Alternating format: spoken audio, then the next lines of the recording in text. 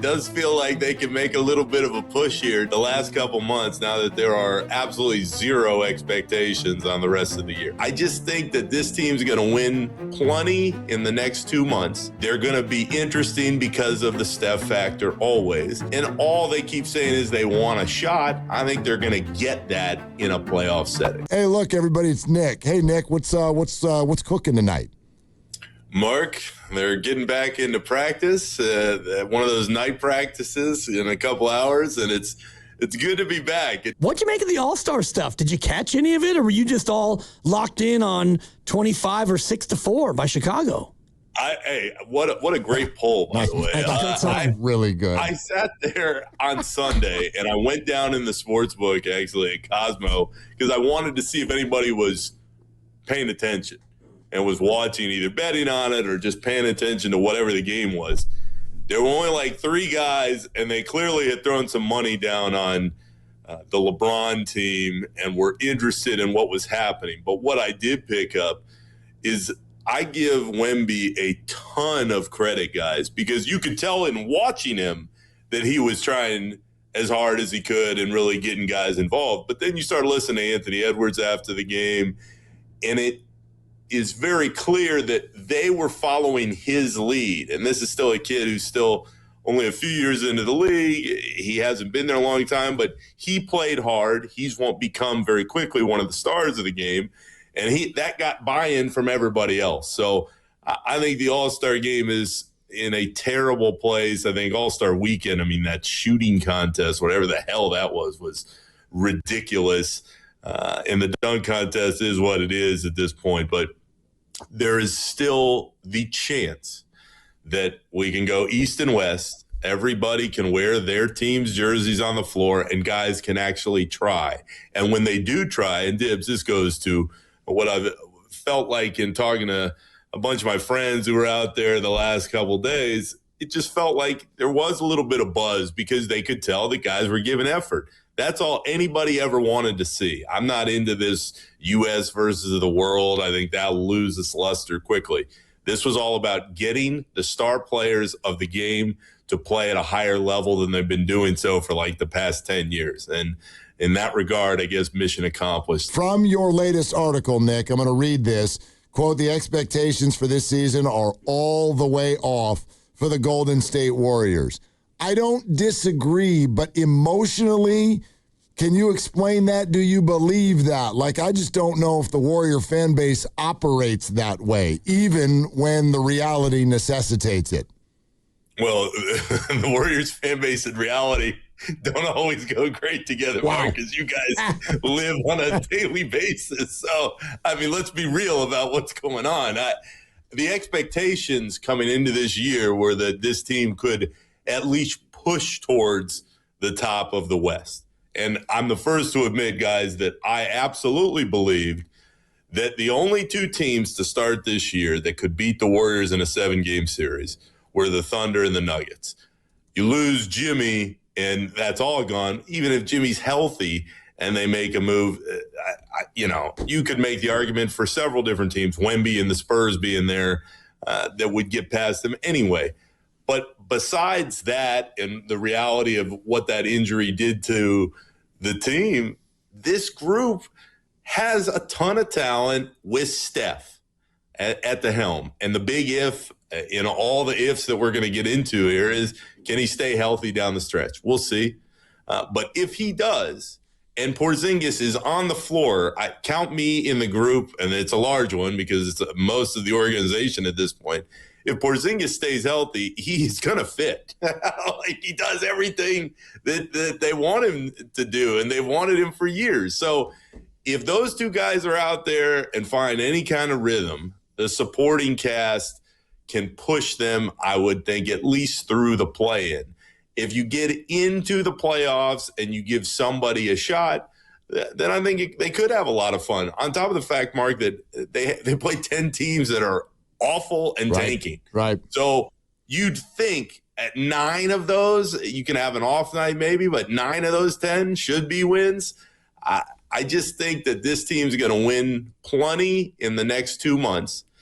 They're going to be interesting because of the Steph factor always. and all they keep saying is they want a shot. I think they're going to get that in a playoff setting.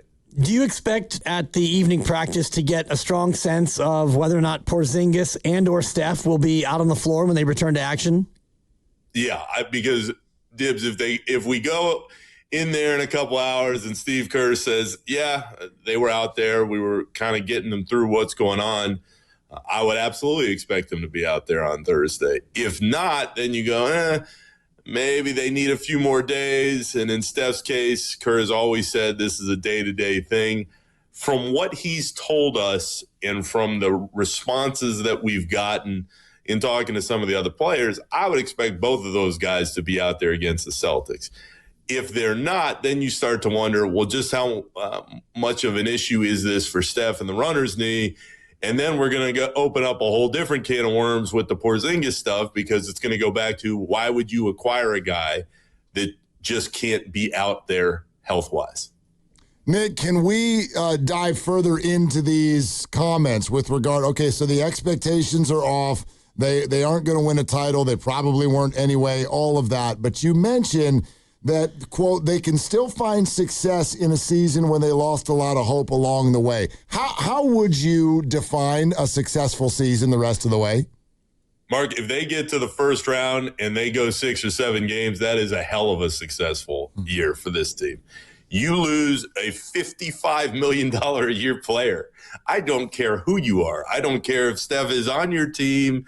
It does not matter. If you lose a guy who is that important to your financials and who's that important to what you do on the floor, and you can get into a playoff series and really give a much better team a strong push, that is a great year given the circumstances that you're in. And this starts off what you were talking about at the top and as far as the fan base and expectations. There is a portion of the fan base, especially as I've gotten dropped into it again day to day for the last few months, that just isn't based in reality. You can't win a title every single year. It's just not the way it goes. They screwed up with the Wiseman pick. It was a bad whiff, and everybody deserves blame from that, starting with Joe Lacob on down. That was a terrible screw up, and they whiffed.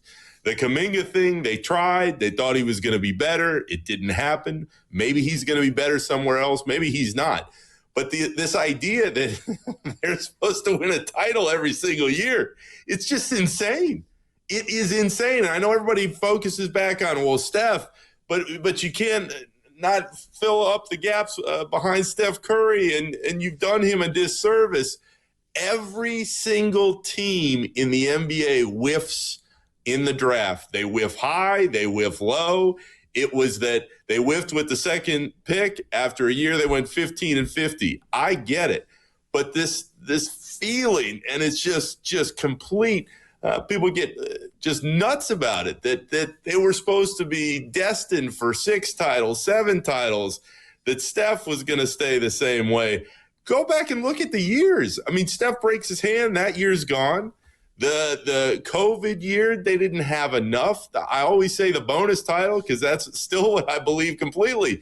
You were going to come back off that and win another one with Andrew Wiggins as the second best player on your team. I mean, that team maximized everything it could in that moment. So, Mark, all of that being said, I just don't see any scenario where if they get into the playoffs and they get into a series and they're playing well, that you could look at this season, given how it started and what happened in the middle of it, and not think that it's successful. Yeah, and part of the success for me will be what happens after the season. With Porzingis will be a free agent. Can you sign him for less? Melton will say no thank you to his player option. What can he command? Do you think there's a scenario where they could keep both of those guys, get Jimmy healthy, and give it a shot next year with that group?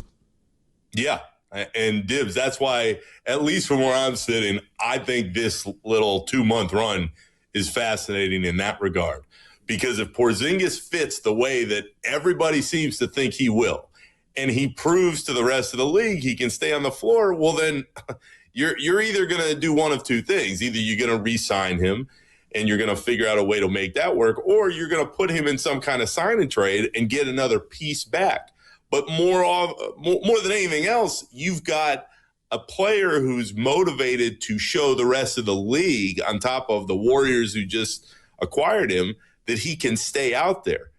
And he's got to do that if he wants another big deal on the horizon at some point. As far as Melton goes, there's no question that he fits. He makes a lot of sense.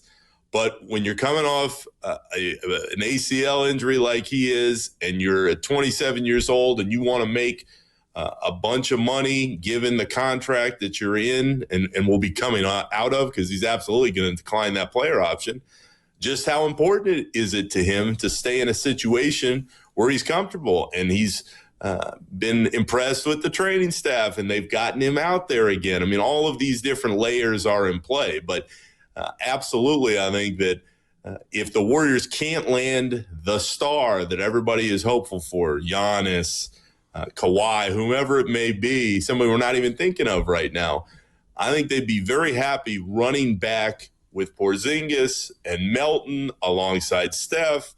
Horford, if he picks up his $6 million option or so, that's a very good team. Is it a championship level team? I don't think so, because Jimmy's coming off an ACL injury. Draymond's ups and downs have been well documented. They still need that extra piece, but they'd at least be another interesting story going into next year if those pieces that they do have stay in place.